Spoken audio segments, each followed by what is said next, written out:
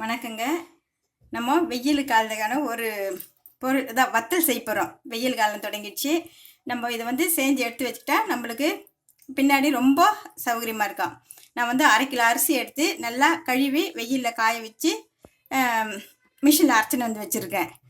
இதுக்கு தேவையானது 200 கிராம் ஜவ்வரிசி நைட்டே ஊற வச்சு வச்சுருக்கேன். அது நம்ம இப்போ வீட்டில் தான் மிக்சியில் கப்பில் போட்டு அரைக்க போகிறோம். அதுக்கு மிளகாய், பச்சை மிளகாய் போடுறது இது மாதிரி நம்ம பழுத்த மிளகாய் போட்டு அரைச்சா எந்த கெடுதியும் வராது. பச்சை மிளகாய் தான் கொஞ்சம் காரம் அதிகமாக இருக்கும். கொஞ்சமாக பெருங்காயம் சேர்த்திக்கலாம். தேவையான அளவுக்கு உப்பு. இப்போ நம்ம இதை அந்த ஜவ்வரிசி அரைச்சிக்கிட்டு இந்த கஞ்சி வத்தலுக்காக கஞ்சி காச போகிறோம். அது எப்படி காசுதுன்னு இப்போ பார்க்க போகிறோம். அதுக்கு முன்னே கீழே இருக்கிற பெல் பட்டன் ப்ரெஸ் பண்ணுங்கள். மறக்காமல் நம்ம சேனலுக்கு சப்ஸ்கிரைப் பண்ணுங்கள். இப்போ நம்ம கஞ்சி எப்படி செய்யுதுன்னு பார்க்க போகிறோம். நம்ம மிளகாய் மட்டும் தனியாக அரைச்சிக்கலாம்.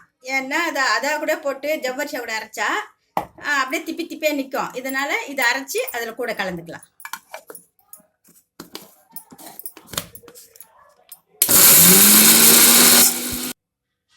மாதிரி அரைச்சிக்கிட்டு நம்ம இதை ஜவ்வரிசியில் கலந்து இன்னொரு முறை அரைச்சிக்கலாம். நம்ம தனியாக அரைச்ச மிளகாவை ஜவ்வரிசியில் கூட கலந்துக்கணும். இப்போ நம்ம இதை அரைச்சிக்கலாம்.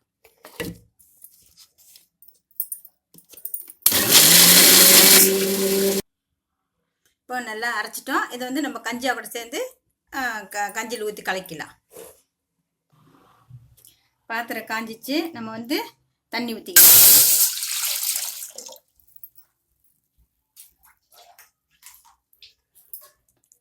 நம்ம 2 சொம்பு தண்ணி ஊற்றிருக்கிறோம். வேணும்னா மாவு கரைச்சி ஊற்றும்போது எக்ஸ்ட்ரா தண்ணி கலந்துக்கலாம். நம்ம எப்பவுமே கஞ்சி காசும்போது நம்மளுக்கு தேவையான அளவுக்கு தண்ணி பார்த்து நம்ம ஊற்றிக்கணும். இப்போ தண்ணி நல்லா காயிட்டோம். நம்ம அரைச்சி எடுத்துன்னு வந்த மாவு இந்த மாதிரி தண்ணி ஊற்றி நல்லா கரைச்சிக்கணும். ஜவ்வரிசி அரைச்சி வச்சுருக்கு இல்லைங்களா, அதையும் இதில் ஒன்றா சேர்த்து நம்ம கரைச்சிக்கணும். ரெண்டும் நல்லா கட்டி இல்லாமல் கரைச்சிக்கணும். அப்போ தான் அதில் ஊற்றி கலக்கும்போது கட்டி இல்லாமல் இருக்கும். இந்த பாருங்கள், இந்த மாதிரி நல்லா கரைச்சி எடுத்துக்கணும். இப்போ நம்ம தண்ணியை கொதிச்சிச்சு. இப்போ கஞ்சி ரெடி பண்ண போகிறோம். இப்போ நம்ம இதை கொஞ்சம் கொஞ்சமாக ஊற்றி கலக்கிட்டே இருக்கணும். அப்போ தான் கட்டி கட்டாமல் இருக்கும். மொத்தமாக ஊற்றுனா கட்டி கட்டிக்கும்.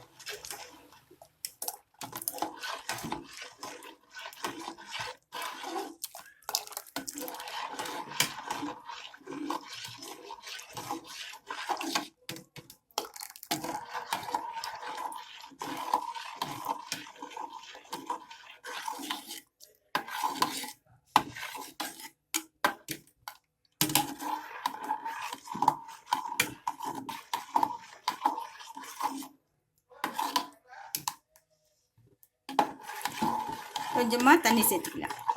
தண்ணி நம்ம தேவையான அளவுக்கு ஊற்றிக்கணும். ஒரு அளவில் கொஞ்சம் கட்டியாக இருந்துச்சுன்னா நம்ம வேகிற அளவுக்கு தண்ணி ஊற்றிக்கலாம்.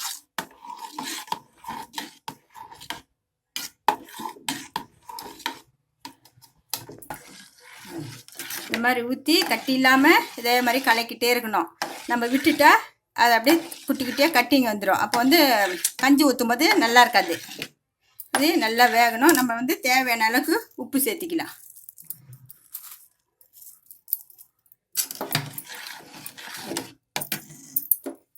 இதுலேயே கட்டி பெருங்காயம் போட்டுக்கலாம், இல்லை பவுடரும் போட்டுக்கலாம். இப்போ இது நல்லா வேகணும். ஓரளவுக்கு பதத்துக்கு வரணும். கஞ்சி நம்ம வத்தல் ஊற்றுற அளவுக்கு பதம் வரணும். நல்லா வேகட்டும்.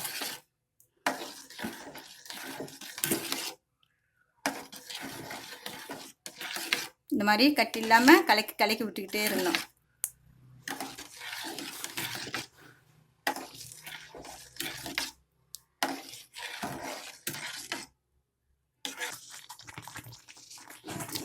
கஞ்சி வத்தல் இது மாதிரி நல்லா கொதித்து இந்த சைடெல்லாம் கொதிக்கிட்டு பாருங்கள். அதை மாதிரி தான் அப்போ தான் நம்மளுக்கு வெந்துச்சுன்னு தெரியும். நடுவில் கொதிக்க விட சைடு தான் கொதிக்கணும். நல்லா இந்த மாதிரி கட்டி இல்லாமல் இதை பாருங்கள், இந்த மாதிரி இருக்கணும். கட்டி இருக்கக்கூடாது. இந்த மாதிரி நல்லா வெந்துட்டு பிறகு நம்மளுக்கு வெந்துச்சான்னு தெரியலனா கூட அதை எப்படி பார்க்கணுன்னா, ஒரு கையில் தண்ணி நினச்சிக்கிட்டு இது நம்ம இந்த மாதிரி பார்க்கணும். இந்த மாதிரி இருந்தால் கையில் ஒட்டாமல் இருந்தால் வெந்துச்சுன்னு அர்த்தம். இன்னும் ஒரு 5 நிமிஷம் பார்த்து நம்ம இறக்கிடலாம். சிலர் இந்த கஞ்சி வத்தலுக்கு வந்து கலர் கலந்துக்குவாங்க. ஏதாவது பச்சை கலரு, ஆரஞ்சு கலரு ஏதாவது அது மாதிரி வேணுன்றவங்க இந்த கலர் பவுட்ரு கலந்துக்கலாம். வேணான்றவங்க இந்த மாதிரி வெறுமையாகவே நம்ம செஞ்சு எடுத்து வச்சுக்கலாம். இப்போ நல்லா வெந்துச்சு. இது பாருங்கள், கையில் ஓட்டலை பாருங்கள். இப்போ நம்ம இதை நிறுத்திட்டு கஞ்சி ஊற்ற ஆரம்பிக்கலாம். இந்த மாதிரி வந்து இந்த அளவுக்கு இருக்குது. சப்போஸ் இது ரொம்ப திக்காயிடுச்சுன்னா நீங்கள் ஒரு பாத்திரத்தில் வெந்நீர் வச்சுக்கணும். பச்சை தண்ணி கலக்கூடாது. அந்த தண்ணி வெந்நீர் வந்து கூட கலந்து இதை மொண்டு ஊற்றுறதுக்கு அப்போ தான் கரெக்டாக இருக்கும். இது பதம் கரெக்டாக இருக்குது ஊற்றுறதுக்கு. சப்போஸ் திக்காயிடுச்சுன்னா நம்ம வந்து வெந்நீர் தான் கலந்து ஊற்றணும். இப்போ நம்ம எடுத்து போயிட்டு கொஞ்சம் ஆறின பிறகு நம்ம ஊற்றலாம் அந்த கஞ்சி வத்தலை.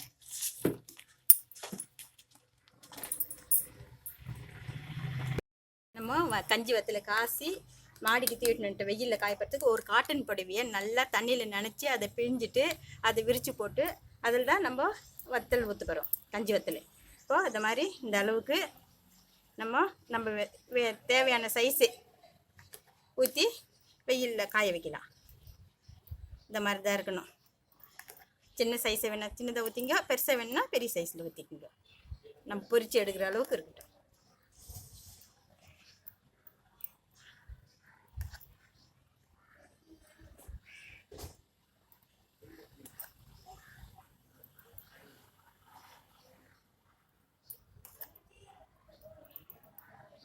நம்ம எல்லாமே மொத்தம் கஞ்சியாக இந்த மாதிரி ஊற்றி எடுத்துக்கலாம்.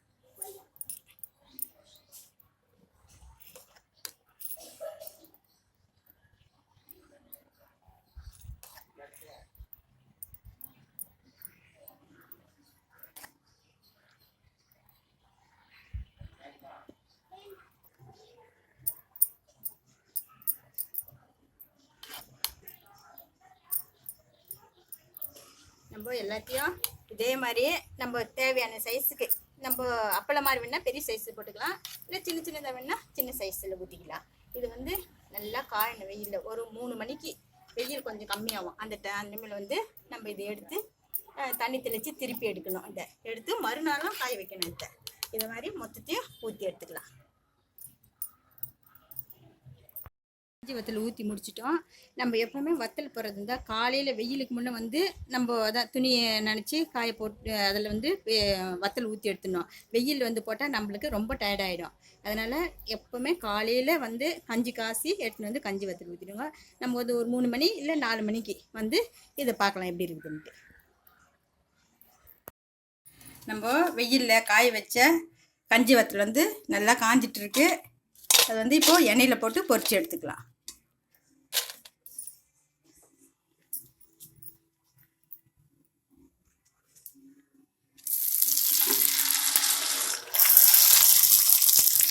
எண்ணெய் வந்து மிதமான சூடு இருக்கட்டும். ரொம்ப தீ வச்சுட்டா கறிக்கிடும். பாருங்க, நல்லா அப்பளம் சைஸ்க்கு வருது பாருங்க.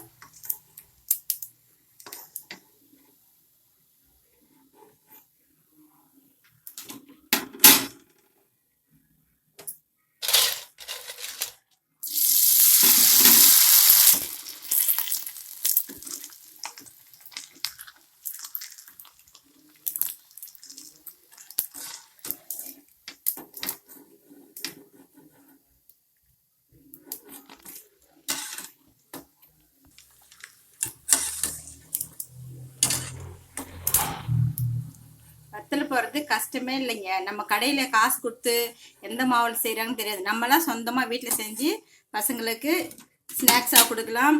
இல்லை தயிர் சாதம், சாம்பார் சாதம், வெறும் ரசம் சாதம் இந்த மாதிரி இதுக்கெல்லாம் நம்ம இது காய் இல்லைன்னா கூட இது நல்லா அழகாக தொட்டு சாப்பிடலாம்.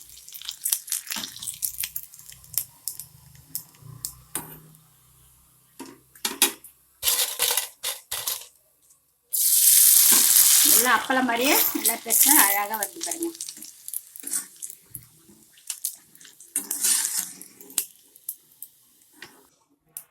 சுவையான மொறு கஞ்சி வத்தல் ரெடி ஆயிடுச்சு.